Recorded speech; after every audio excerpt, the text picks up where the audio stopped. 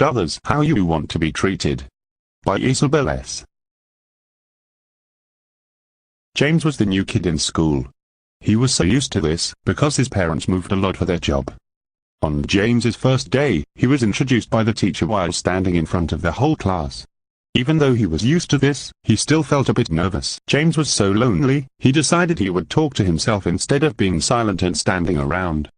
Amy, who was in James's class, saw James all alone and decided to make friends with him. She thought it was weird he was talking to himself, but realized he just needed a friend. Hi James, my name is Amy. Want to go back to my place to play a board game? I would love to play.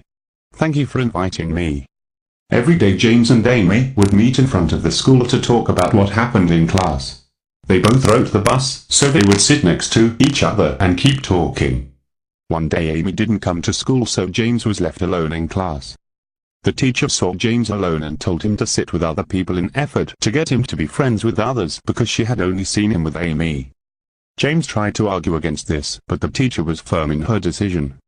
James gave up trying to argue with the teacher and sat in the empty chair of the new table. My name is Harold. What is your name? James was surprised by Harold being friendly. He started to talk to Harold and soon the whole table was conversing with Harold and him. Amy ended up coming later in the day, but it was evident that James had made more friends by then. When James saw Amy, he immediately called her over so everyone could make friends.